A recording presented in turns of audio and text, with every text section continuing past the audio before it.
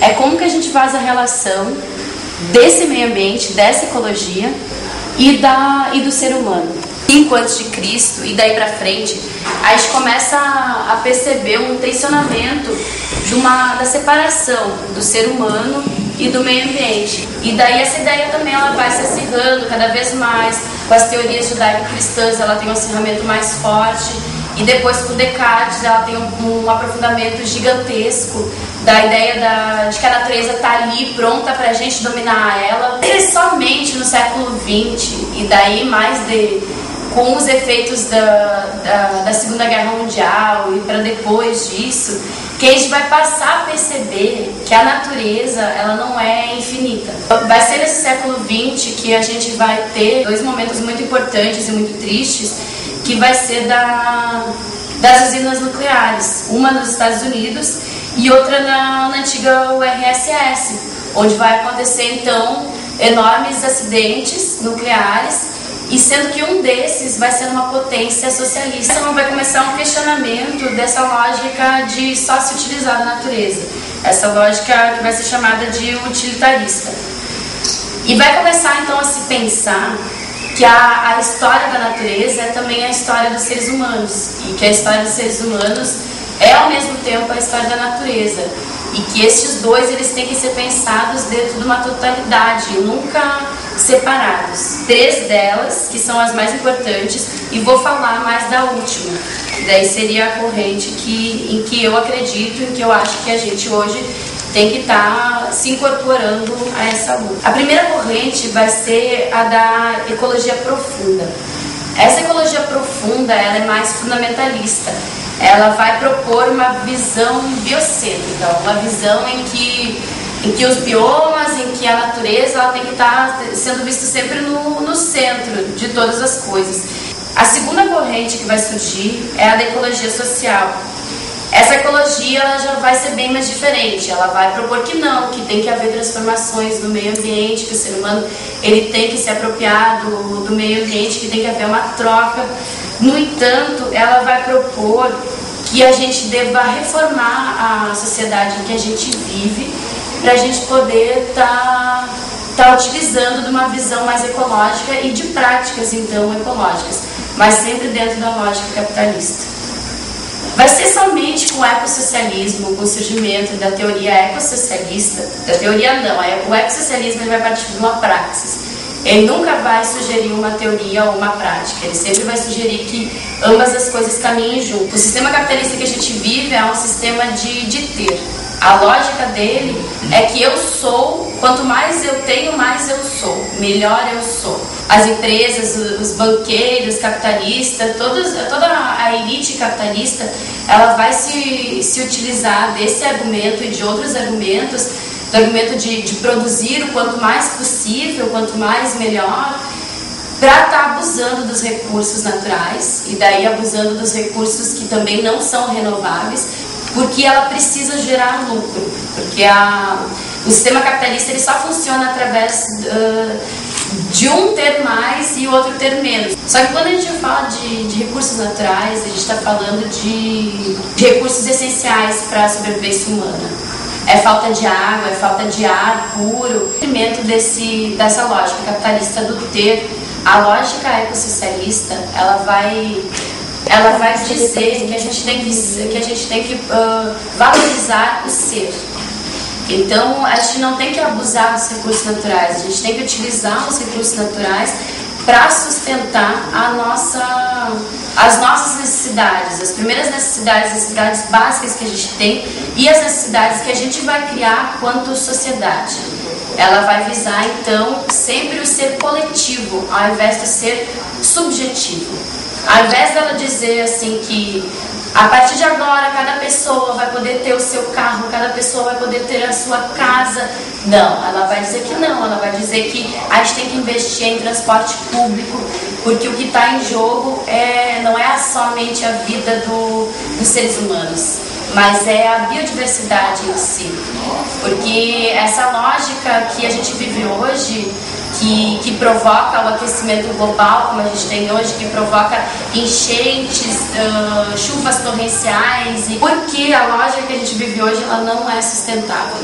Então o ecossocialismo ele vai levantar como uma das principais bandeiras a sustentabilidade. A gente não pode viver, não existe lógica, não existe sociedade que sobreviva na Terra que não tenha como parceira a sustentabilidade, porque os recursos naturais eles acabam, eles têm fim. A natureza é um profundo transformar, ela sempre está em movimento.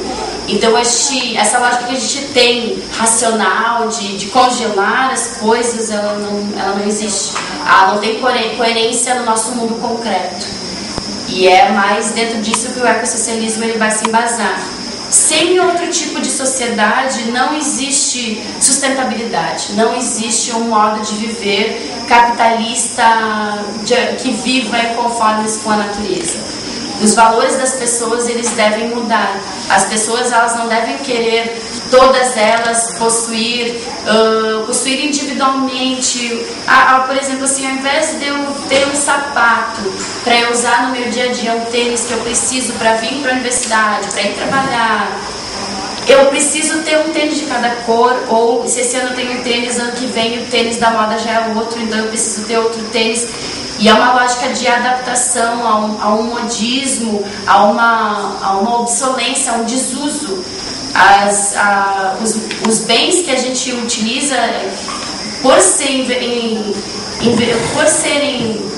mercadoria, porque o capitalismo transforma todos os bens em mercadoria, e o ecossocialismo ele prevê também que esse socialismo que a gente começa a planejar hoje, ele só pode ser planejado através da mobilização social, através da organização das pessoas, do poder popular, das pessoas conversando dos grupos sociais, conversando de acordo com as suas comunidades, de acordo com os seus contextos naturais. Então ele não é uma previsão. O ecossocialismo ele não está pronto, ele não é uma folha, um texto que eu posso jogar para vocês hoje. Ele é um sonho concreto, um sonho que pode ser concretizado, mas que ele deve ser construído de acordo com todas as coisas que vão estar acontecendo. E o ecossocialismo também tem uma importante, ele nasce de uma crítica muito importante, que é uma crítica ao próprio socialismo, a uma crítica ao socialismo real que não deu certo, a todas as formas de socialismo que tentaram ser colocadas, eu tenho 2 minutos, vou concluindo, e que não deram certo e nem poderiam dar. Porque o socialismo na União Soviética, ele funcionou, apesar de todas as coisas boas que aconteceram e das coisas ruins que aconteceram, ele teve um mecanismo que foi essencial para ele se sustentar durante um tempo e ele cair em outro momento. Ele se esfacelou, ele se destruiu em função do produtivismo. O que é o produtivismo? O produtivismo é aquilo que todas as pessoas diziam: não, agora nós vamos produzir para todos. Todos os proletários, todo o povo, cada pessoa vai ter direito, vai ter acesso a tudo, todos os bens materiais que a gente produzir.